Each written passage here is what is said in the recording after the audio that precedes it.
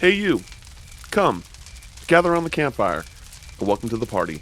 This is Party Chat, a JRPG podcast where we talk about everything that we love in the world of JRPGs and other Eastern titles.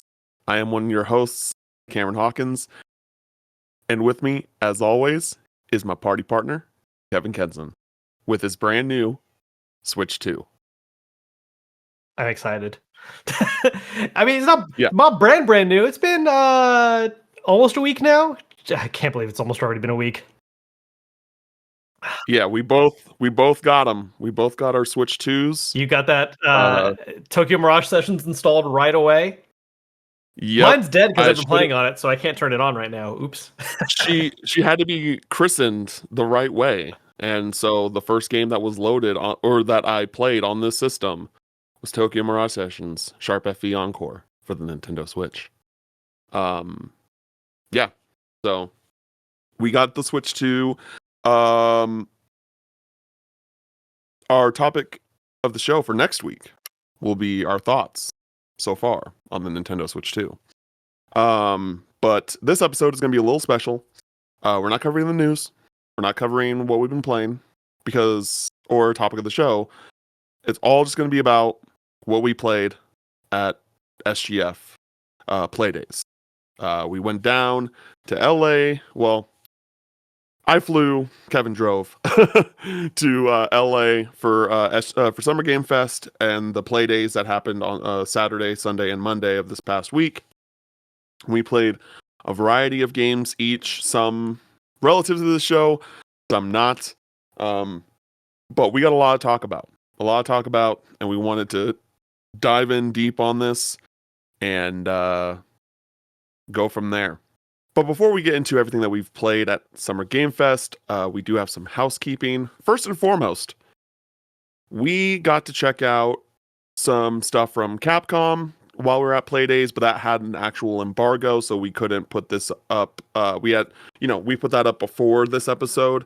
We got to go hands-on with Pragmata, and we got to see some presentations on Onimusha Way of the Sword and Resident Evil Requiem. So if you want to check out our thoughts on that specifically, there's a whole separate episode that you can check out on YouTube or PlayStation podcast service of your choice. If you've been enjoying the show and you want to help support us, please feel free to go to your podcast service of choice, give us a 5-star review, go to our YouTube, Party Chat: a JRPG podcast, and hit the subscribe button over there. We've been getting a good amount of subscriptions or subscribers over the past few weeks. That's probably likely due to Kevin plugging us in his videos, which has been awesome. And so it's really great just seeing more people subscribe and listen to the podcast. It means a lot to us. If you want to throw some money our way, we do have a Patreon where we have a few different tiers that give you some rewards, like getting the episode a day early, our exclusive Discord where you can chat with us about a bunch of different things, both in and outside the world of JRPGs. We have our monthly Q&A where you can ask us any questions, where me and Kevin just talk for a few hours about really anything. And then we have our Campfire Catalog podcast, which is our book club podcast, of which the current game that we are playing and going to discuss is The Legend of Dragoon. Also, our poll for the next Campfire Catalog is up on our Patreon, and if you subscribe at any tier, even if you're not at the tier for the Campfire Catalog, you can still contribute your vote to that. And lastly, go to youtube.com/Kevin Kenson and hit the subscribe button over there as we try and get him to 1 million subscribers before the end of 2025. He's already got a bunch of videos up regarding the Switch 2, and it would be really cool if you just showed some love over there too. Pretty fucking neato. Yeah. So, I will start off by preface that I'm probably going to be doing a lot more talking this episode than Kevin, because out of the games that we've played, I solely played a lot of them. And so That is what that is, y'all. Yeah, I did play quite a few things, but not a lot of it really falls under the umbrella of what we focus on this podcast. There's one I don't think you put down for me that I actually think I do want to add in, just because Okay. I think there's a strong enough argument, at least for like. Do you want to start with it? Sure, why not? It's one of the weirder ones. Okay. So this is not developed by a Japanese or Eastern dev. However, it is inspired by one pretty big long-running series, taking it in a very different direction. And that is a game called Grave Seasons. Oh, okay. You want to talk about this game? I want to plug, okay. I want to plug this game because I think this is honestly, like, of everything I played at the show, I think this is the one that was one of the most like pleasant surprises to me, because I honestly did not go into this appointment thinking I was going to dig it, and it ended up being one of my favorite things. And this this is worth it, y'all. Yeah, this is worth it. I want people to know about this game like more. So this Please was do, initially please. very briefly teased last year as part of like the Blumhouse reel of like, oh, here's all of our horror games coming out, and you know they only one of them is released so far, which was Into the Spotlight. But this year we got some more looks at a couple others, and one of them is this game called Grave Seasons. And Grave Seasons is basically take Harvest Moon and turn it into a horror game. And I think one of the smartest ways possible. I actually had a chance to, I regrettably don't remember their name at the moment, but I spoke to one of the devs while playing, and they had mentioned that one of the really big inspirations for this was specifically a Harvest Moon title called, let me double check actually which one it was real quick, Harvest Moon Save the Homeland. Now, I am not a big Harvest Moon person. I'm not a big farm sim person in general, but the main influence from this particular Harvest Moon is that, unlike the other ones where you kind of just like have your day-to-day life and you know you go about it, it had a very specific goal. You need to raise the farm in order to save the town, and you have 1 year to do it.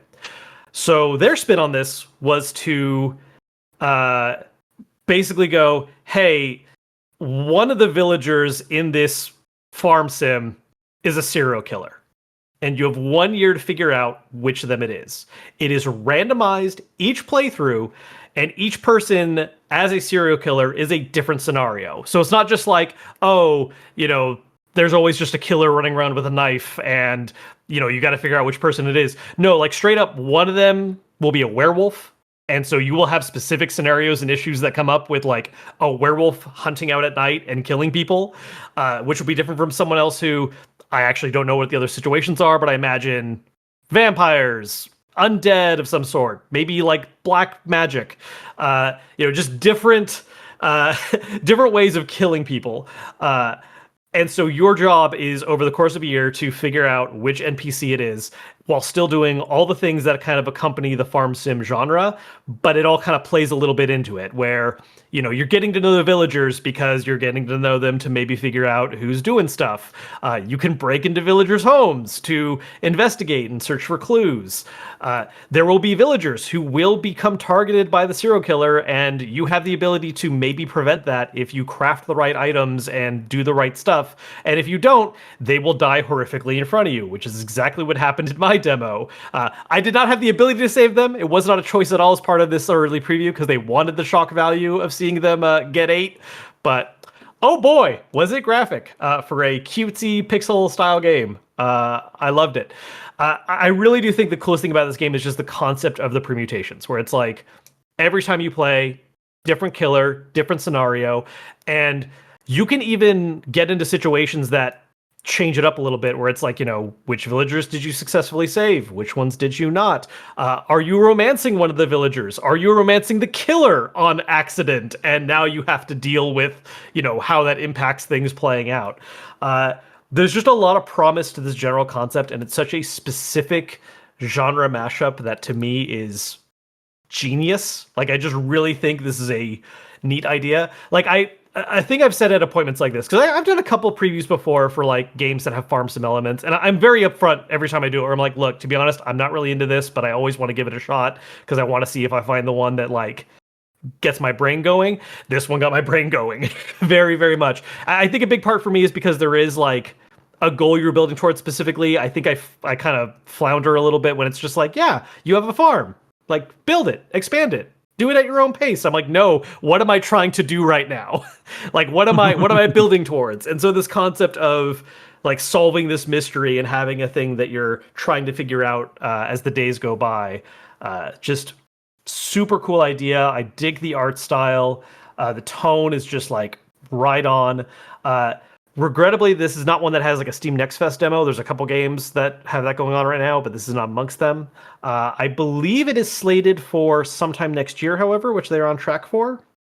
So, yes, I think this is one that people should absolutely give a look, because even if you're not into farm sims normally, I think this is a different enough take where it might get the neurons firing. Because as someone who loves like murder mystery stuff, I just was immediately so much more invested. Yeah, like when you explained the pitch to me, I was just like, "This sounds sick," and because I'm not a farming sim guy, I about it on the pod. Like, this sounds so freaking cool, and now it's on my radar, and I want to check it out too. I was kind of hoping you were going to bring it up. Yeah. Like, if you didn't bring it up, I would have been like, "Hey, you want to Yeah. talk about No, that I, game?" I really think this is one of those situations where, like, because it's such a unique idea, I don't want people to outright dismiss it, being like, "Oh, farm sim horror, what does that even mean? I'm not really into it." I'm like, no, like think about this concept for a little bit, and like, again, the demo I got to play was just a very small slice, but even during, so the way it worked out was like at nighttime was when the freaky bad murder stuff happened, and during the day I had just the regular, like, yeah, I'm at my farm, I'm growing stuff, I'm trying to like cultivate things, but even the murder stuff kind of seeps in there a little bit, where like I was planting some crops and then I found a buried hand, and like I could talk to one of the NPCs being like, do you know whose hand this is, or like what the deal with this is, like why this was in the ground. And it's really funny because different NPCs have different reactions. So one guy was just like, why do you have a hand, like where did that come from, whose is that? Why is that even here? uh yeah, just real neat stuff. Dope. Yeah, I can't wait. I need to put that on my Steam wish list and I make sure that I don't forget about it. Uh, Kevin, I thought about this in an earlier recording, forgot to make note of it, Oh, and then remembered it when you started talking about Grave Season. Uh, you want to talk about the Xbox Rogue Ally, or the Rogue Xbox Ally X? yes, the ROG Xbox Ally. So I did get a chance to go hands on with this and talk about it a little bit. For those of you that don't know at all what we're saying right now with all those titles in a row, as part of Xbox's showcase, they unveiled what they're calling an Xbox handheld, which is like both accurate and kind of not. It's in a collaboration with ROG, who makes the ROG Ally, owned by Asus. The Ally is, I would say, probably the highest profile like PC handheld that is not the Steam Deck. It's like it's like the one most people are looking at if you want to get a Windows based one. It's just a major name in that space. So Microsoft is working with them in order to make a quote unquote Xbox version of it. And so what this really is it's a new version of the Ally. There are some updates to it outside of just the branding. It's not like it's like the exact same hardware. There's some changes there. Uh, but it has the big thing is that it addresses one of the things that's kind of been a headache for me in the PC handheld space, is that look, some people like dealing with Windows, and like it's not that big of a deal. It's not like the end of the world to have to deal with Windows. But when I'm using a gaming handheld, I just want it to be a gaming handheld. I want to immediately be dropped into a handheld UI friendly style. I want to be able to just jump into my library of games. I don't really want to figure out, okay, I got to go to all these launchers and get this set up. And then like some of them have, ways of making it a little simpler, but it's always just a little weird because Windows was not made for a handheld. It's just not what it's designed to work with. So what this does is it runs a slightly different version of Windows, where when it first launches up, it turns off a bunch of things you just don't need for a gaming handheld. Like you don't have a taskbar. It's not doing location service stuff or things like weather. And instead, it immediately launches into this like Xbox big picture mode thing, where you're able to just use it like the Xbox UI. The library tab in particular is able to list games from multiple launchers. They did not say the actual full list to us. They use the terminology like all the current biggest game launchers. I can confirm Steam is one of them, which is the one most people are going to end up caring about. So that's on there. I personally can't attest to like Epic Games or GOG. But Steam, Xbox, Battle.net, for sure, all work on this and will draw from the library. Uh, and yeah, like if you want something that feels kind of more the Steam Deck style, where you have this more traditional gaming focused device user experience, this brings that 100%. And there's a lot of really cool additional like little modifications. Like it has this extra button that's a library button. So when you press that, it just takes you to your library immediately. You're not navigating any other UI. You're not pressing the Xbox button, then clicking over a tab and then pressing a button. You just go straight to it. It has an Xbox button, so you have all those kind of guide services with that. It is ultimately still a PC handheld, so you're going to be working with the library that offers. But it is absolutely bringing an experience that feels way more like traditional game interface way that I personally prefer. I'm sure there's some folks who look at that concept and just go, "Why? Windows is fine. What's the problem? Why are people? What's the issue?" And the issue is, I just want to launch my games with the littlest amount of any kind of extra button presses necessary. So it's neat. I'm a little afraid of what they're going to price it at. We don't know that yet. It's slated for sometime this holiday. That's also how Xbox kind of slightly announced Silksong might really be releasing this year, and we'll see how that plays out. But yeah, it's neat. I'm curious what they're going to price it at. Yeah, I've been waiting for this. It's not exactly what I envisioned, but it also doesn't particularly surprise me. Sure. That they collaborated with Asus and ROG and all that stuff. I want to be excited about it. The price tag is what really makes me nervous, Yes. and I'm just curious as to how all of that will just play out. So I assume like this is like literally like a handheld Xbox in the sense of like, oh, I can download a game and take it on the go as an Xbox game Well, and play it on the go. Well, but it is a PC handheld at its core. So it's going to be Mhm. like Xbox PC library. It's not going to be like your actual full Xbox library. So if there's a title that is not like Xbox Play Anywhere and you own it on Xbox, but not a PC version of it, you're not tapping into it that way. You got to be sticking within the PC. Now, I believe you could Mm. still. I need to double check this. Because like cloud play and stream play is still a thing, so you might be able to cloud play titles you own for like Xbox console, but that is obviously getting into Yeah, a different territory than like natively playing it on the system. yeah, yeah. That actually, oof. No, That is a and that's why I was kind of like, it is an Xbox handheld, but it's not exactly an Xbox handheld. It is a PC handheld first and foremost. That's just really leaning into the Xbox style UI and Xbox experience. Um, So that is an important differentiator. And I mean, there's a lot of cool stuff they were talking about with it too, where it comes to like continuity. Like if it's a play anywhere title, you stop playing something on your Xbox, it's going to make sure the saves are synced like right away, so you can just continue that experience right then and there on the handheld. Like that's cool. But yeah, it does have that limitation that it is a PC handheld first and foremost. hmm. That's really that's interesting. I don't know how I feel about it. I guess I'm just curious is like what does it take to go the lengths to be like, oh, this is an Xbox Play Anywhere title, right? Like, does it need to be on Game Pass? Does it need to be a first party title? I mean, like first party Uh, pretty much always ends up being Play Anywhere, I believe. yeah, sure, But like, yeah.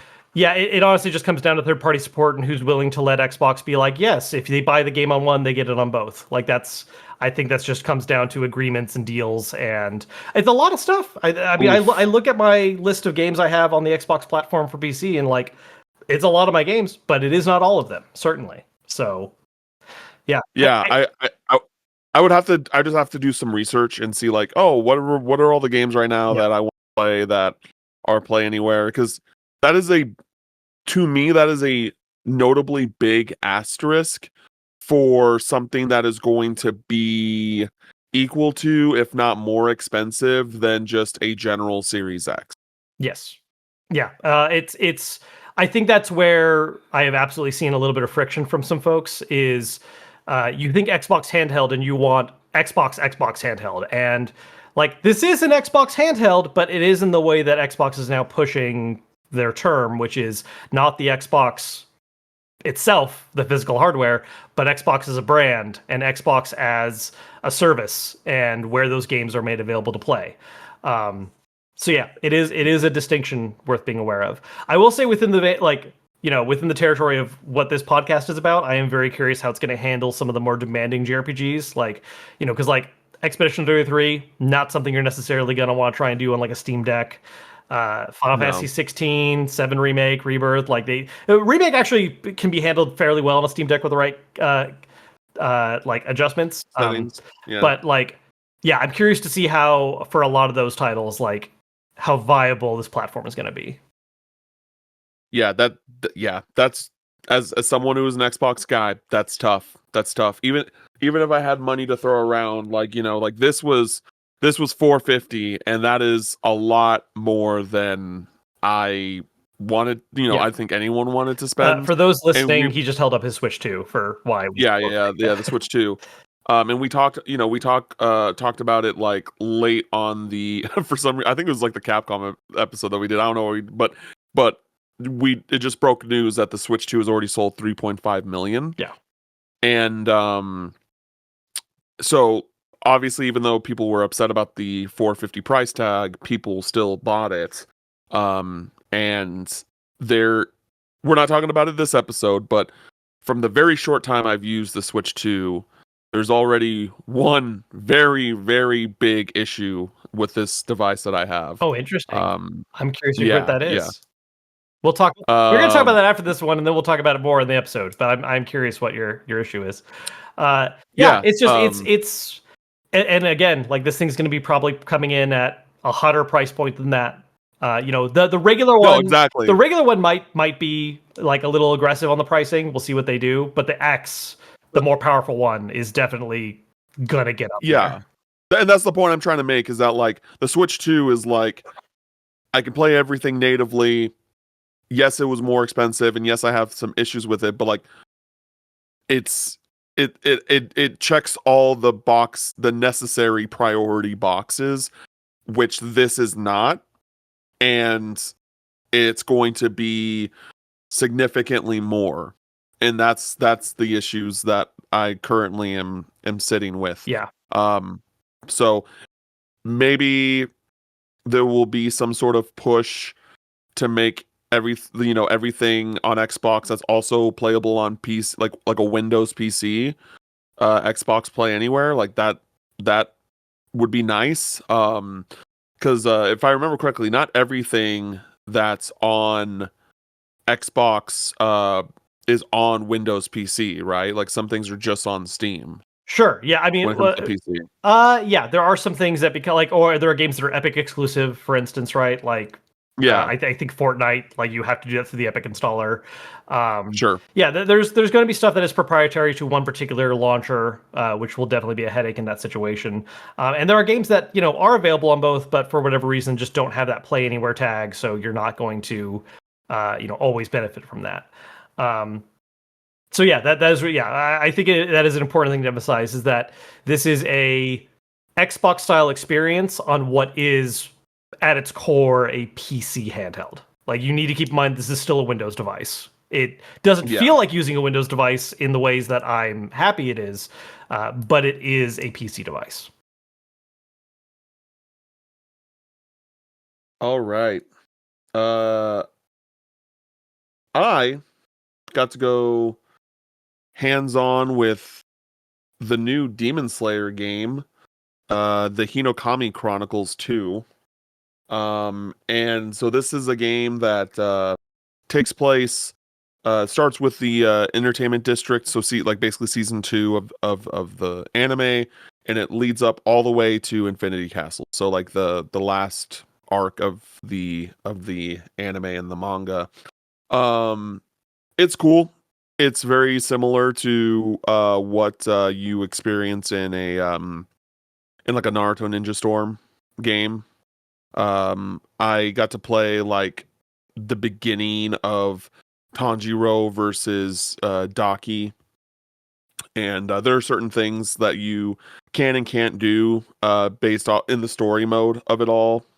Because I think in the normal mode you have ultimate art. Like I couldn't use anything like that when I played. And it runs well. It's it the game again, like if you're familiar with Naruto Ninja, it's basically that but Demon Slayer. It's very similar. There's more variety, I guess, in the sense of the just like the gameplay segments, because there's definitely a point where if you're familiar with the anime, where oh man, what's the name of the character with the boar's head? I forgot his name. Oh no. Well, you're playing as him, and you're like in this like spa place, sauna, and you're trying to find like this demon, and then you're just basically running around and you're using like the whole beast sense, because they use beast breathing Mhm. to find like the source of this location. So it's not just all battle to battle to battle. There are other aspects to it. But it was a pretty short demo. Took me like 15 minutes to get through. If you like Demon Slayer, you'll like this game. Um, I don't see my way going out of my way to play it, but I think that people that are the audience that this pertains to will very much enjoy it.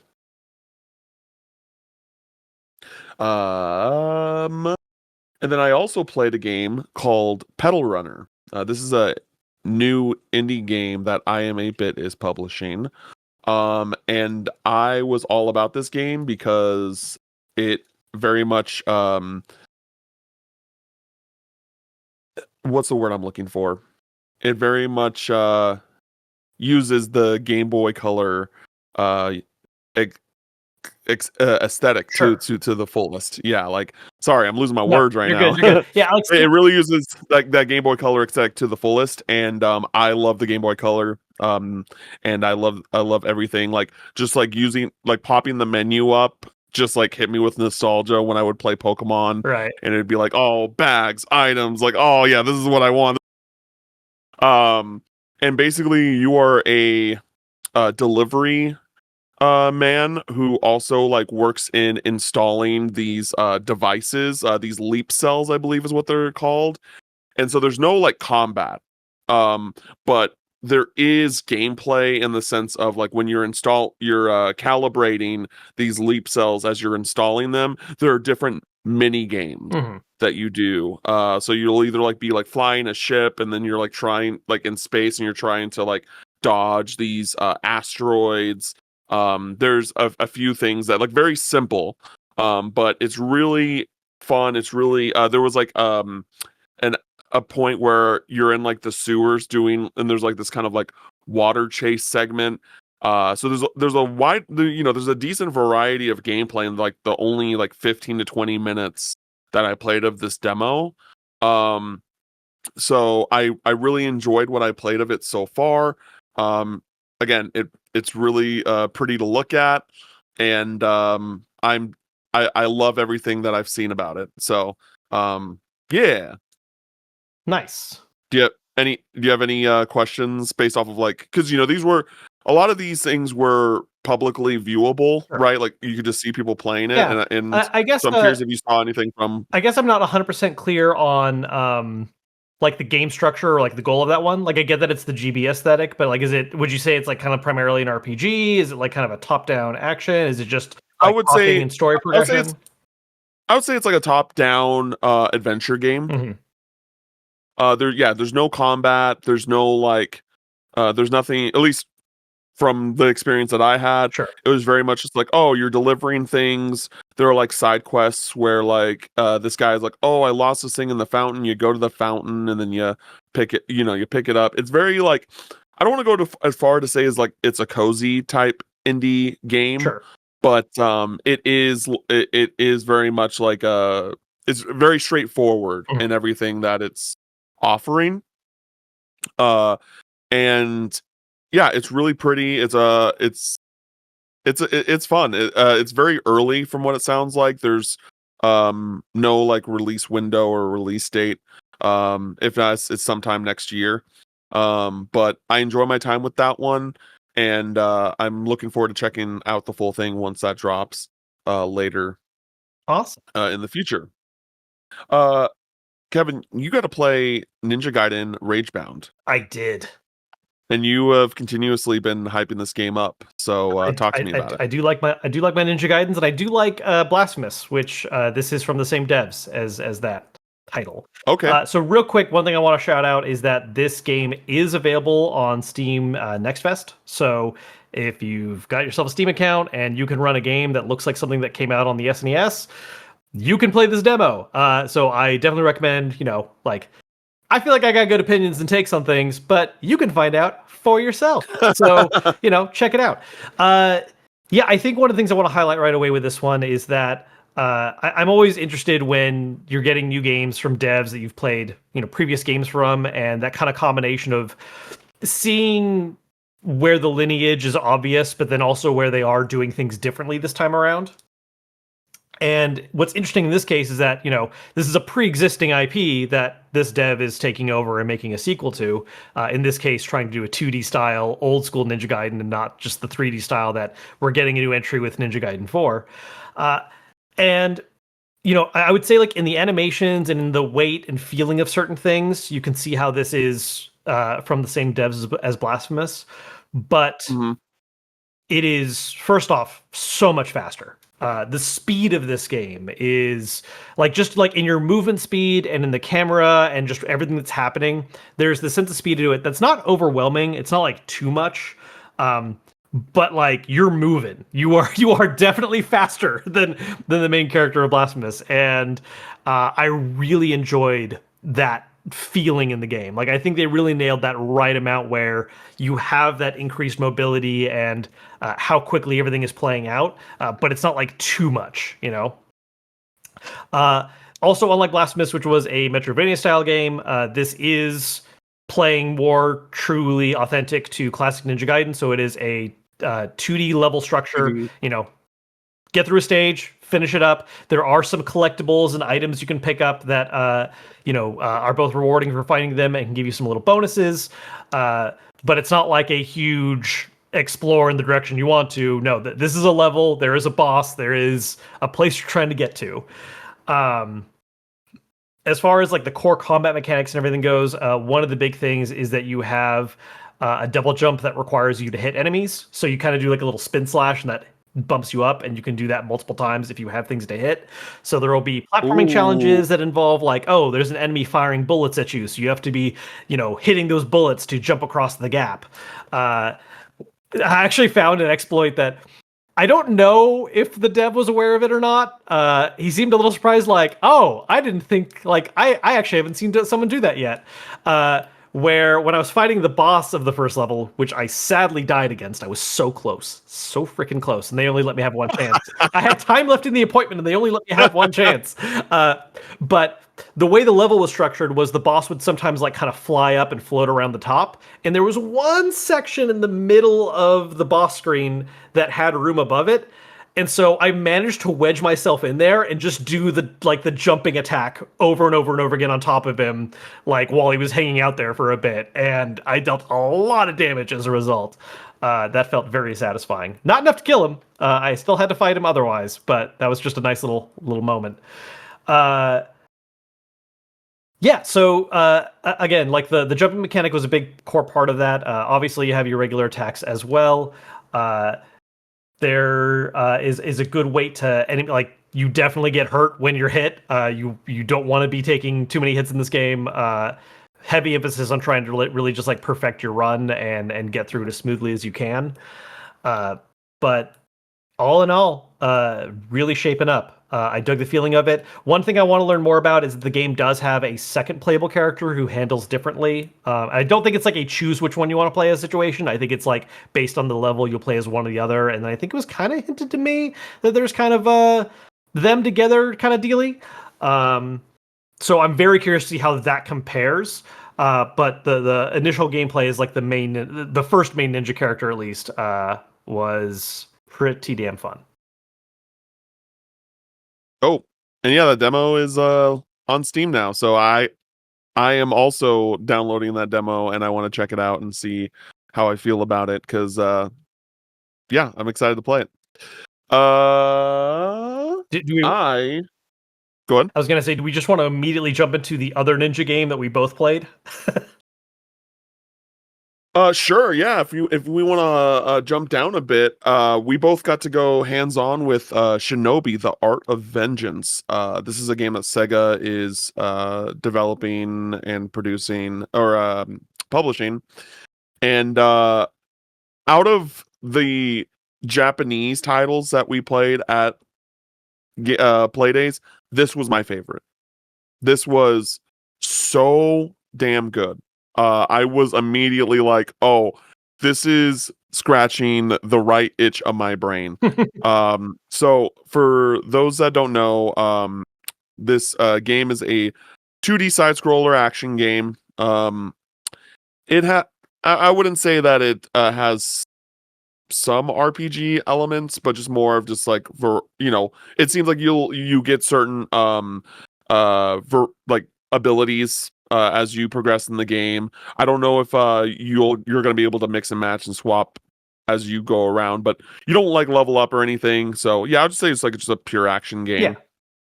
Um and it is pretty straight is a pretty straightforward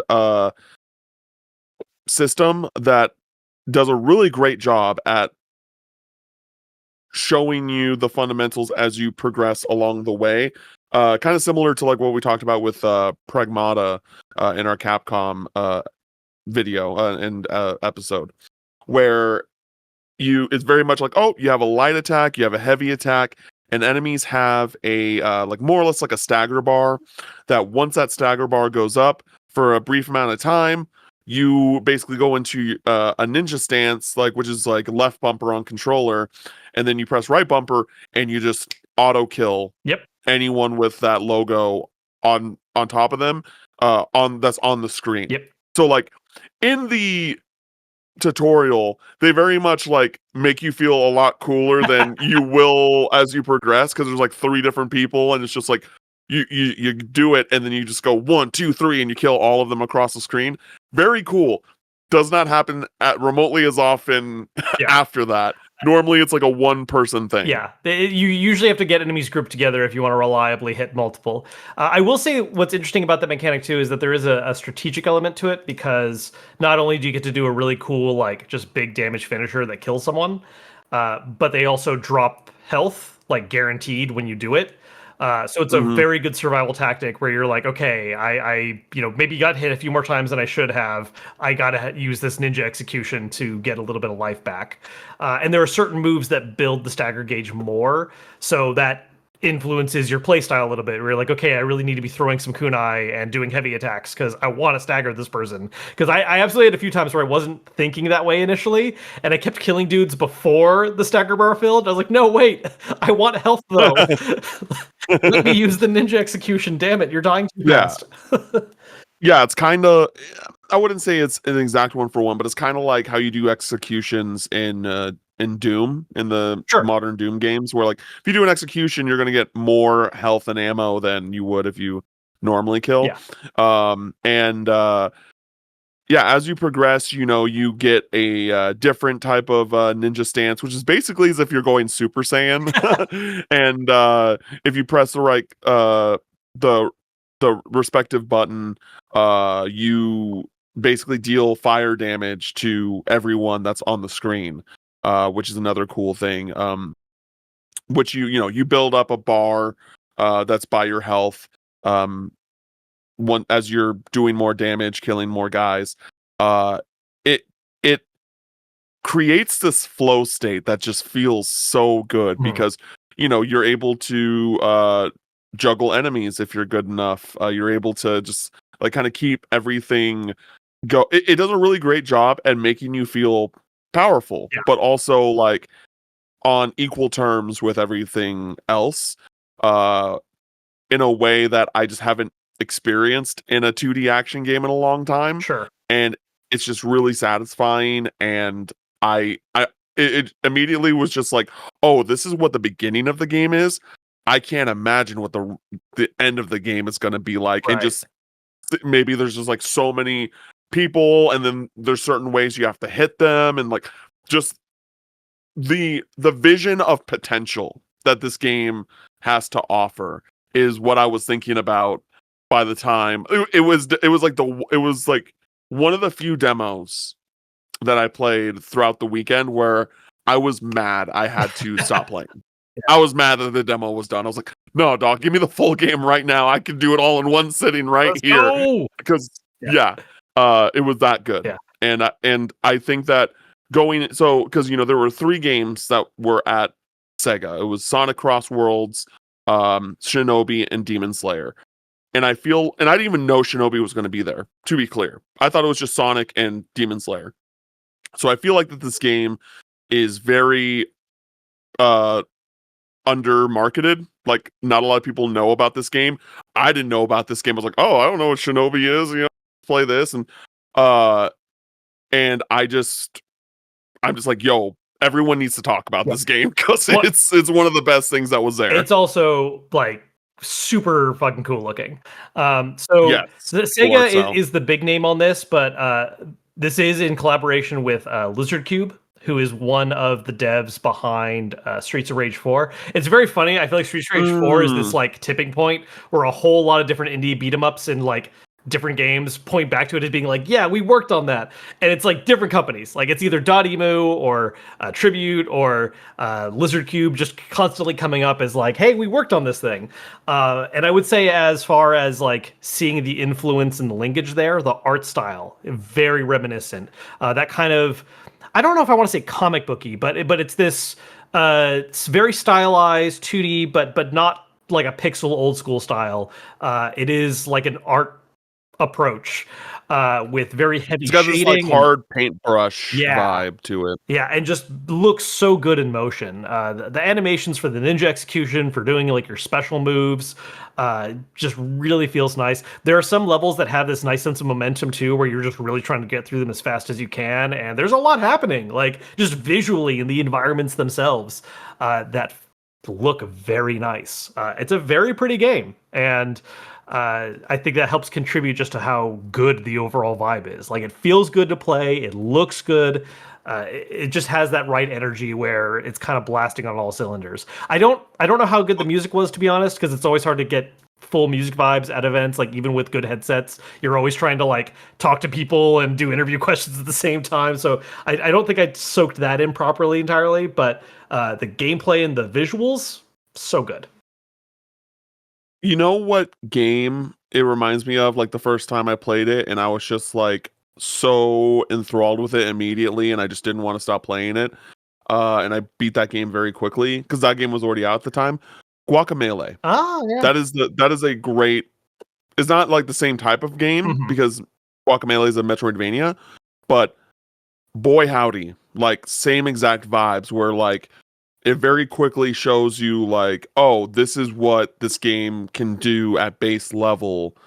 Imagine how it evolves over time, and then it just gets better and better and better, and it's just like a action combat system that once you master it, you just feel unstoppable. You're just like, oh, I am a god. Yeah. I'm so like it's one of those action games where it makes you think like, oh, I'm so good at this.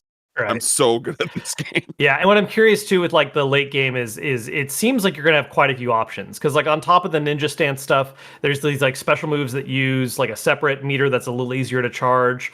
Where like you had like a fire breath attack, and there was another one that was like a counter move where if you use it at the right time, you'll block an enemy's attack and then deal a ton of damage in reaction. It seems like there's a lot of options to like fit your particular playstyle. You might have to get far enough in the game to unlock the full set of abilities to play with, but there's going to be like some good variety in how you handle situations for sure. Yeah, I can't wait. I can't wait. I cannot wait for this game. I really hope that more people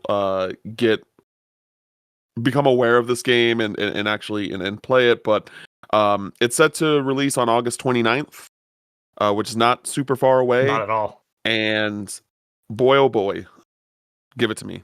Give it to me. Next, I got to play Ratatan. This is the spiritual successor from some of the OG devs of Patapon. Admittedly, I have not played Patapon before, which kind of made me even more excited to play Ratatan because I was just like, oh, cool. I get to kind of see what this is all about. And as I've said before, I love rhythm games. I love music-based games. So this is like, oh, best of both worlds. Can't wait to play it. And so I got to play a demo of which I believe is already on Steam. You can download this demo on a demo on Steam as well. This was a game that was initially kickstarted, I believe, to success, and it's finally coming out into early access soon. And basically, this is Patapon meets Hades. It is a the kind of minute to minute gameplay is very similar, seemingly, to Patapon, where you press certain buttons in line with a certain beat, and your little minions will do a certain thing, like they'll put a guard up, or they will use an ability that will like make them stronger, or something like that, or you do it so that they guard and they put a shield over themselves, or they jump in the air, like that type of thing. And I'm not familiar with Patapon, so I might be saying things that like, yep, that's Patapon, and I'm not sure. Yep, But that's Patapon. yeah. I'm Oh, sure. no, that part I knew. Yeah. That part I Yeah. knew. So basically, like each room, you go into. Once you finish a room, it'll basically be like, hey, here's 2 buttons, and here are these 2 orbs, and it'll basically tells you like this is what your reward will be if you beat the next if you beat this upcoming room. So there'll be, so there's different elemental abilities. There's like fire, water, ice, lightning, and wind, I believe, are the 5. And then there's also like, hey, you'll get money, and then hey, here's the shop. Very, very similar to to Hades. Um, there is a like home base of sorts. I didn't really get to explore it at all, but there is some sort of base of operations. It seems like some sort of town that you're in. I don't really know exactly about how the progression is, how the store, if there's a story, and what that really looks like. I didn't get the time to really figure any of that stuff out. It was like the last appointment for that day, so everyone was kind of like wrapping things up. But boy, did I similar to Shinobi, I did not want to stop playing that game. That game was like, because the thing is that because I've never played Patapon, I've never really played a game like Ratatan. Right. And so, normally when you play a game of us or you play before, you're like, okay, I need to play like for like 5 minutes to get my bearing. I need to play like 15 minutes to get my bearings and understand this system. Right. So it very much does have that roguelike element to it where it's just like, but it made it even more frustrating because I didn't fully get my grasp on the game itself. Where it was like it's one of those situations where you're playing a game and you're like, man, I'm not good at this game, but I really like it and I really want to keep playing to figure it out. And that is what it was like with Ratatan. I was like, boy, this game is challenging, but the systems are really cool. I really dig what they're doing here, and I want to play more, but I only had 30 minutes, and that really sucked. But it was a really fun time. It's going to be in early access on Steam soon. It's definitely a game I'm going to check out when it hits early access. And hopefully, I think they're hoping that it hits 1.0 sometime next year.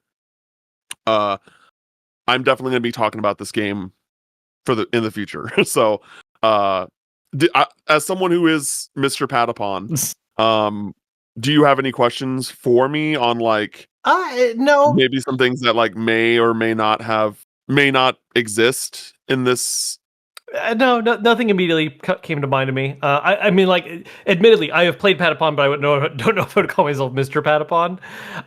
You are Well, on this yes, podcast. of the two of us, I have 100% more Patapon knowledge and hands-on experience.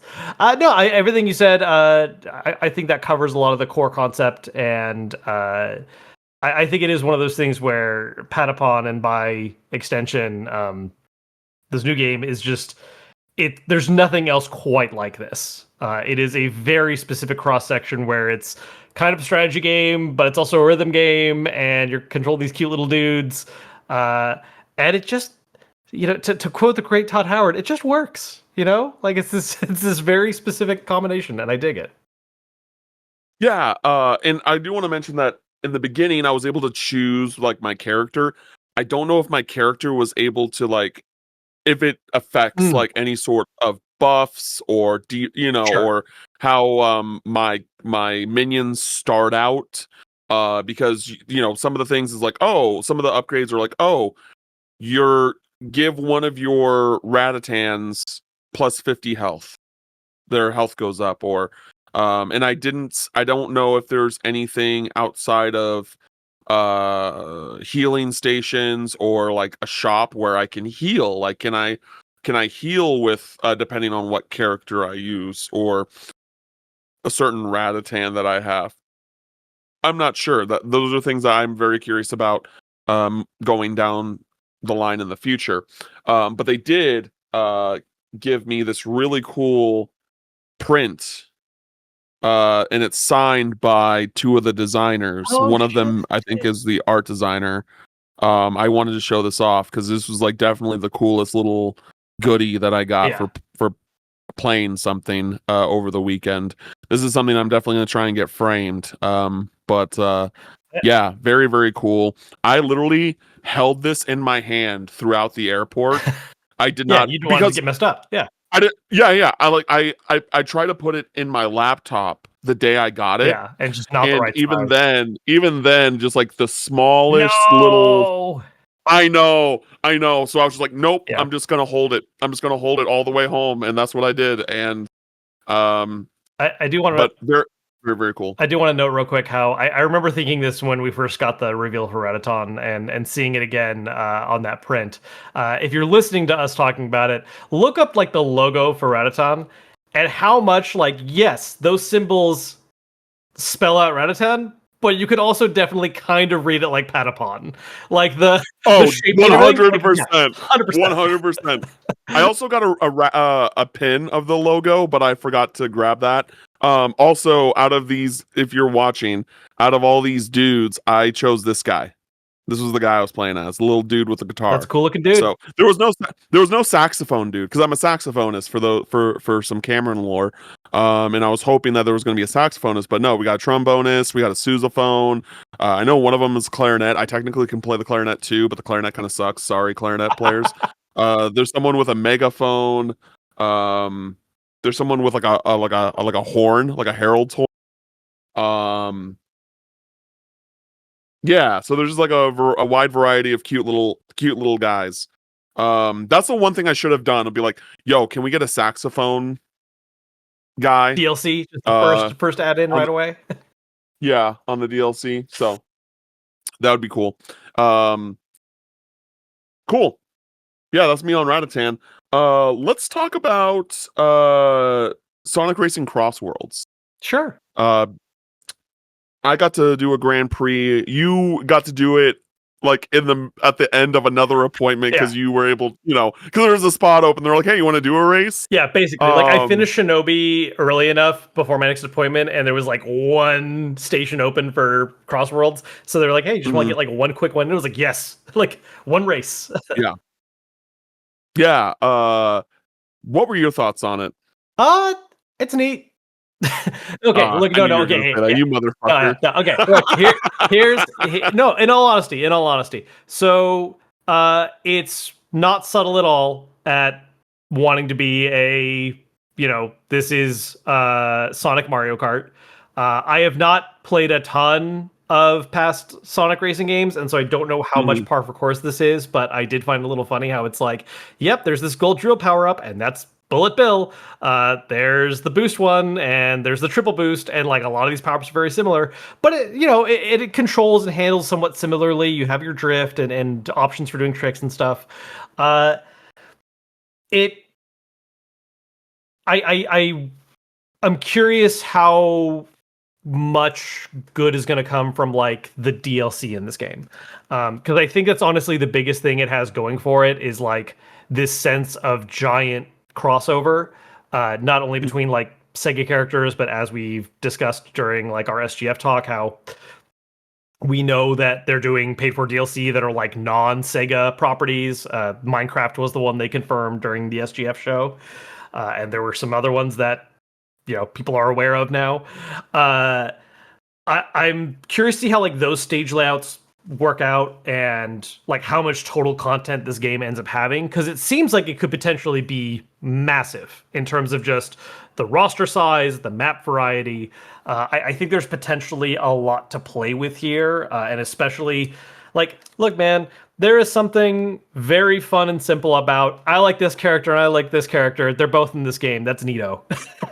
And I think that's really like the big appeal this game has, because like the core racing was good. It felt fine. It's just if I was going to like go all in on playing a kart racer, I don't know if it's doing enough to like beat out what else is out there. It is the one thing it's running into. It's tough because I it's hard not to talk about kart racers when I without talking about Sonic Riders for me. But here's what I'll say. Like I think I already talked to you about this, but like because you were the one that hooked me up with that with the Switch, and that was like, oh, it's a Mario Kart bundle. I'm like, cool. Hey, does anyone want to buy Mario Kart World off of me for $50 instead of 80? Because I just don't really like care about Mario Kart like Sure. that. And having seen people like play it, I'm just like, oh, like so you can just like basically do tricks off of literally anything. As long as you're in the air, you can basically do a trick. I feel like it's just gotten really Technically? I, like no. I just think Mario Kart World just is it's just like too they have made it too easy. Like that, like they have made it too easy over the years, and that's why I really like Double Dash, because Double Dash is very manual drive. It's very much like you are the one that you're if you are winning is because you are doing good. Yeah. And I just think that like over the years, I guess, like outside of like the extreme people that like figure out the shortcuts and like you do you, that's fine. But it's very much like, oh, it's all kind of based on RNG, and like if you get the right items, you do the right thing, like things like that. And I'm not saying that Sonic Cross Worlds isn't that, but I also feel like that there's at least more variety in like, oh, you have these different I forgot exactly what they're called, but you have like 6 slots, 3 rows of 3, and then you can put different like power-ups into these slots to to change some variables with how your vehicle works or Sure. how your vehicle operates. And that adds a little bit of like, oh, of personality of your own design, and like some experimentation, like things like that, where I know that there are some small variables like in Mario Kart, like, oh, if you're playing as a bigger character, you're going to like bump in if you Yeah. bump into someone, they're gonna get more knockback than Yeah. there are those There's stats instances. and stuff, but it's definitely limited to who's your racer and what's their car. Like it's two choices that Mhm. combine to give you like your stats, basically. Yeah. Yeah, and there are some things like I just feel like there was some missed opportunity with like you're bringing extreme gear back, bring some of the mechanics back with that. Where like one of the things that I thought was just so fucking cool about Riders was that when you drift, you create a drift stream, and then the people behind you can like basically ride your drift stream and go up, do tricks, things like that. That it, and then allowed them to kind of like take advantage of you doing well. Yeah. You know what I mean? Like it was one of those things. Like there was this like perfect push and pull in riders with how you could, specifically the first game. I can't really speak on the other ones. And from what I've heard, the first game is the best. So, using that as a way that you could have implemented that into the cars as well. Like you didn't, we don't have to get too lore heavy and like, oh, like this only works with the extreme gear. That doesn't need to happen. But like, give me a reason why extreme gear coming back matters, and on top of that, like, there's really no difference. Like, you deciding to use extreme gear is basically cosmetic. Mm-hmm. You know what I mean? There's like no like difference in like how you operate or anything like that.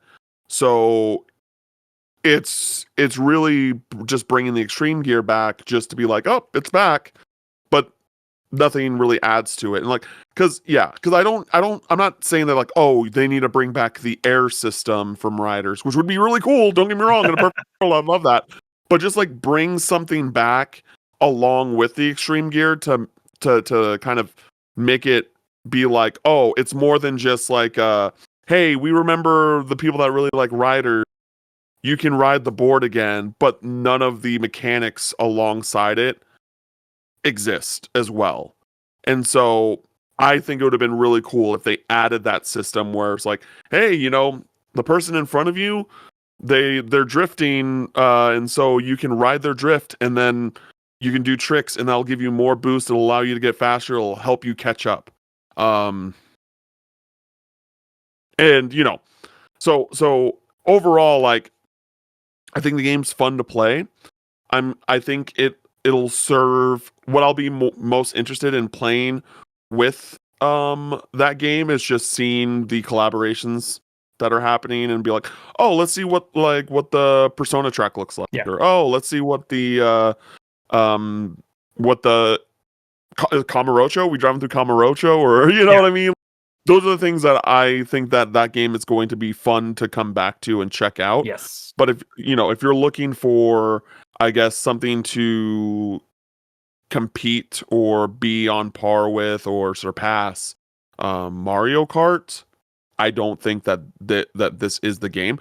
Again, I'm very excited about playing it. I'm excited that there is like that the attraction is the collaboration pool of different IPs. Yeah. And I have fun playing the demo that I played. Like, I wasn't, it wasn't like a race where I was in first place the entire time. Like, there are definitely times where I had to work my way up to the front. Yeah. Like, and I just wish that there was a bit more, it was just a bit more mechanically interesting. Right.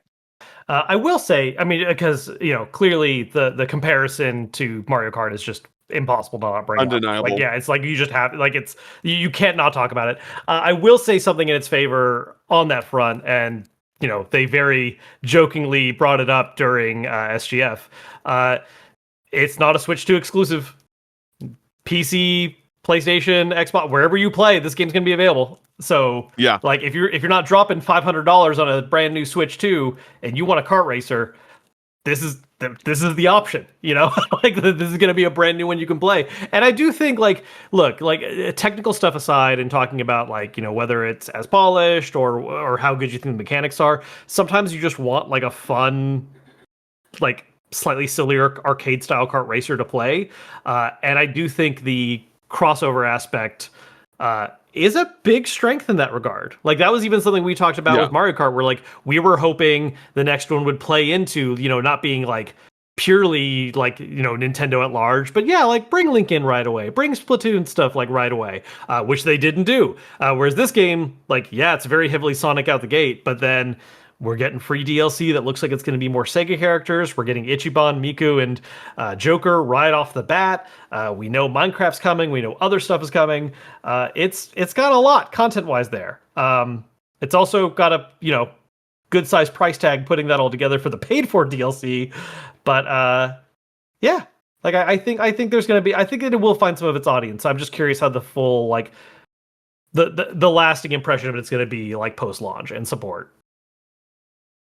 Yeah, it's a series that I've wanted to really get into. I think I purchased All Star Racing Transformed. I think I actually purchased all of them on Xbox. Mm. But I can't play the Banjo-Kazooie one because that one's actually not backwards compatible. Mm. So I have to play that one on Steam. But I do have the other two physically that are backwards compatible that I would like to play. I heard that All Star Racing Transformed is like the one, and so I'm very curious to see like how that compares to what I played with Cross Worlds. I There's one other thing that I wanted to say that that's slipping my mind. But yeah. I just think that this game has like a lot of potential for a lengthy uh life cycle. Yeah. And and you were mentioning the performance earlier. Like, to be clear, this game ran very well. Oh yeah. Like, yeah, I believe they were on PS5s. Ran very, very well. The only thing that looked a little wacky was the switching of worlds when you would go through the rings. Like, uh, that seemed unfinished to a certain extent. And I hope that looks a little bit better as the game comes out. But yeah, it looks great. I'm very excited for it. And like you said, it's coming to everything, and it's releasing on September 25th. So, I want to talk about a game that I had a fucking blast playing. Another indie game. This is the one I've been wanting to hear about, to be honest, because I talked to a couple Yes. other people that played this and that had very good impressions, and I was like, yeah, I can't get an appointment, but Cam's playing, so I can't wait to hear about it. Yeah, and that's Dosa Diva's One Last Meal. Man, this was out of everything that I played, like, non JRPG Japanese game included, this was still my third favorite thing I played. Second best being under the under our banner of stuff. Yeah, so this is a turn-based RPG. This is from Outer Loop Games. They made games like Thirsty Suitors, Falcon Age. Yeah, those were their two big games so far. And Thirsty Suitors it had a variety of different gameplay elements, but it also did have turn-based elements as well. And this is also the second game where like it's really heavily designed around food. Like cooking, the cultural influences of cooking, things like that.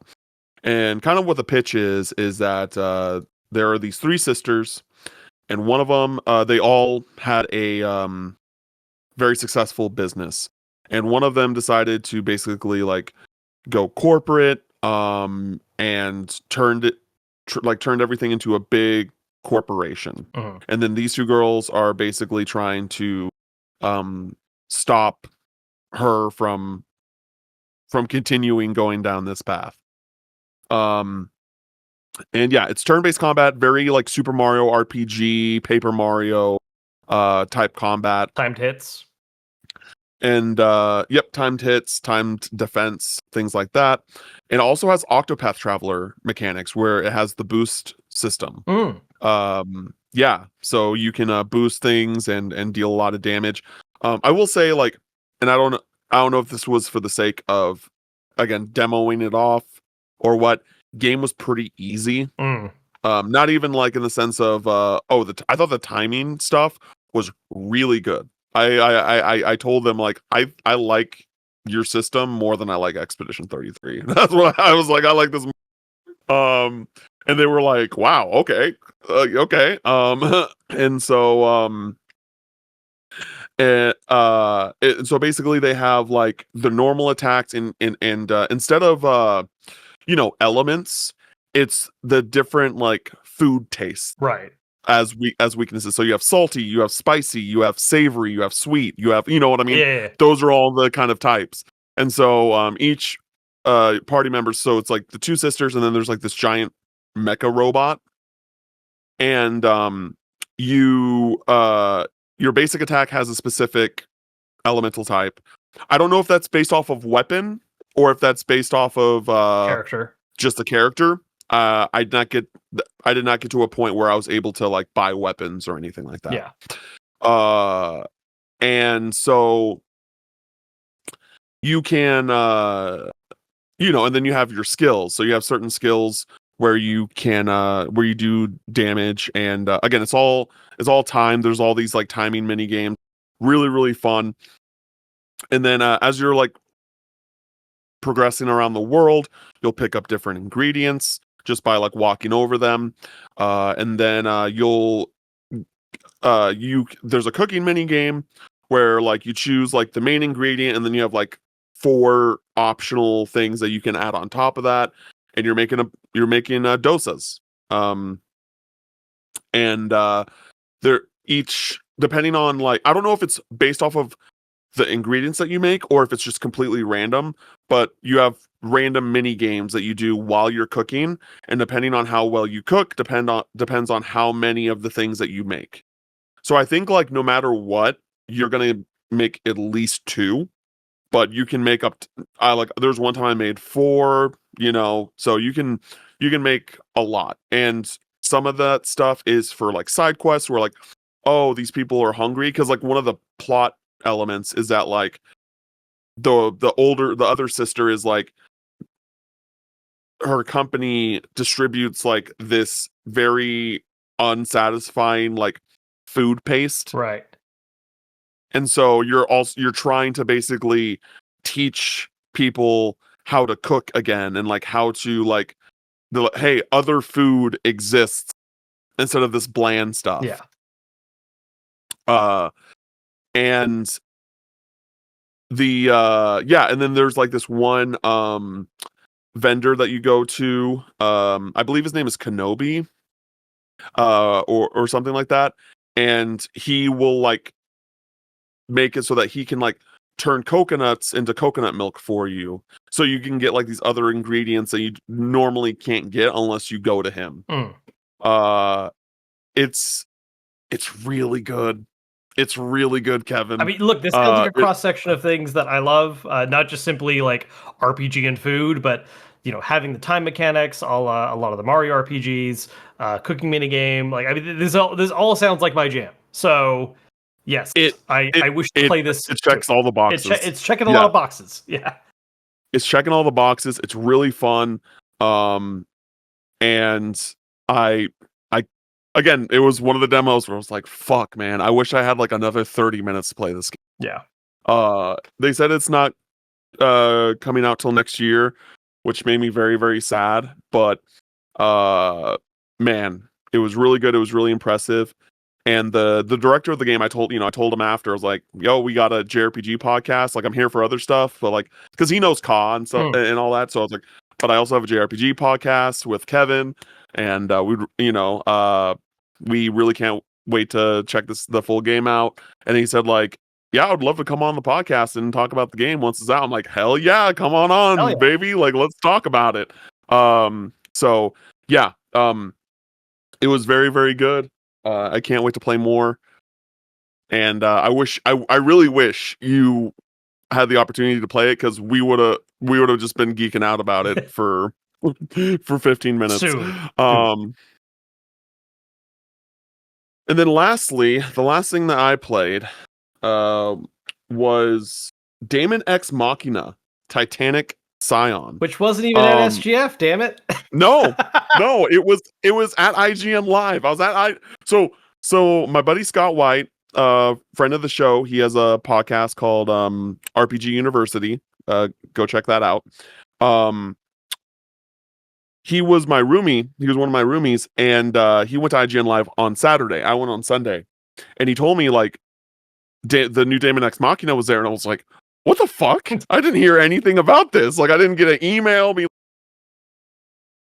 Maybe check out Daemon X Machina. And so I was like, well, I definitely need to play that when I can. Like, y'all are nonchalantly allowing this game, having this game playable. And I get like the idea of like, oh, we can't afford SGF. Sure. Totally get that. But also just like, dog, what? Like, I want to play that. Yeah. And so that was like the first thing I did. I was like, all right, time to play Daemon X Machina for the podcast. So I got to play for like probably 20-25 minutes. So I'm not familiar. I haven't played the first game. Sure. So you might I don't know if you have, and you might ask me some questions. Yeah. But I had a lot of fun with this. This was really great. I think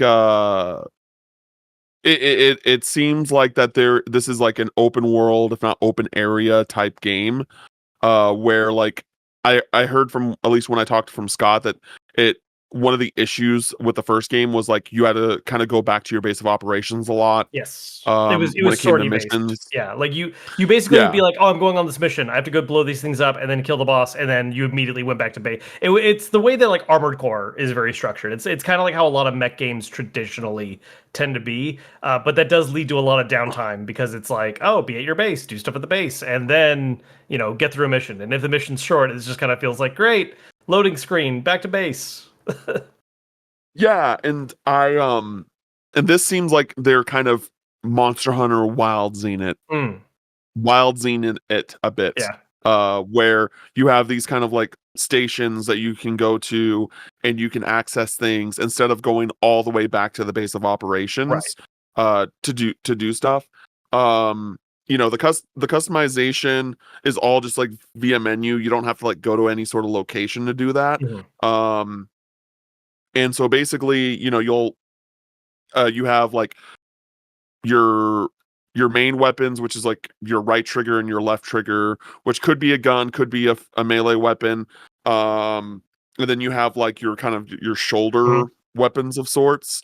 And some of them are like you have to be like on the ground to Yep. use, or you have to be, you have to meet a specific uh thing to Yeah, requirement you gotta lock to be onto able to use it. enemies, or you gotta, yeah, different options. Yeah.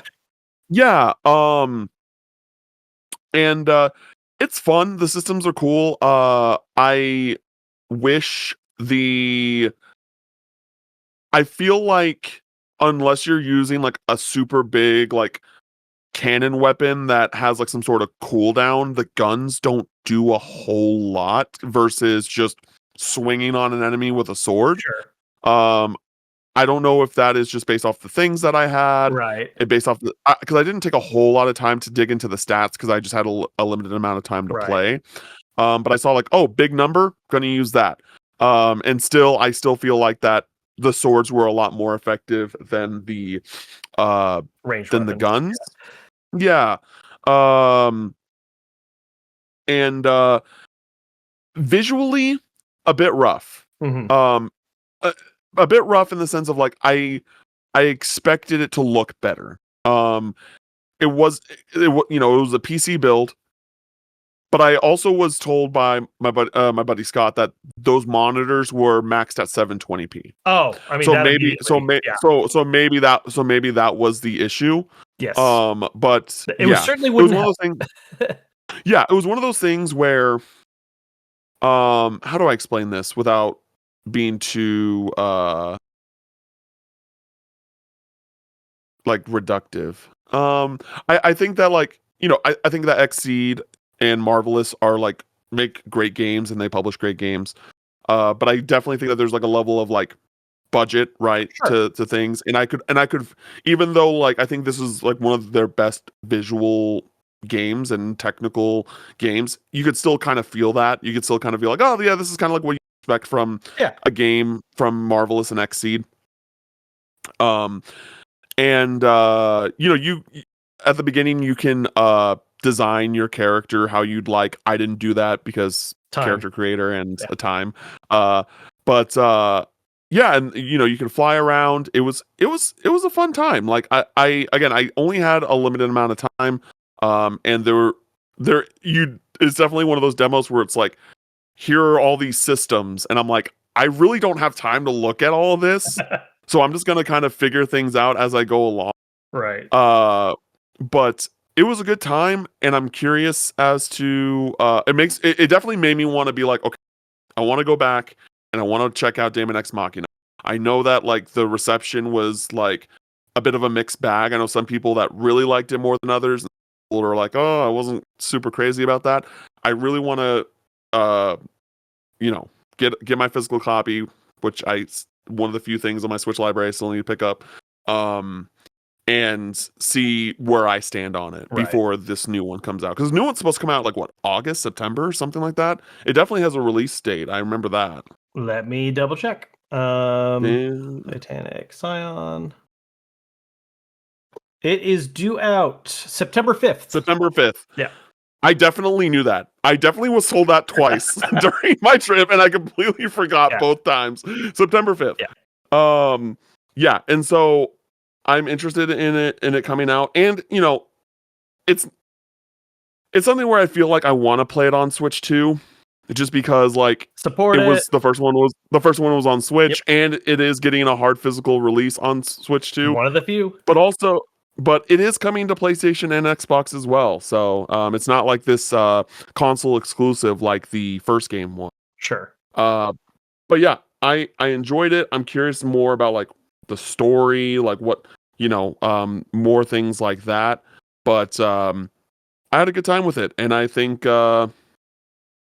people will enjoy it. I think it's like worth checking out. Like if you like a mech game, like yeah, it's not going to be Armored Core, but it's Sure. but it's going to be a good time, and I think it'll scratch an itch for you. Cool.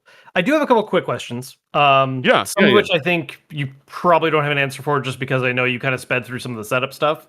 But Mhm. so you can customize your character, like appearance, character creator, all that kind of stuff. Did you have any time, like at the beginning, in terms of what you could customize on like the mech?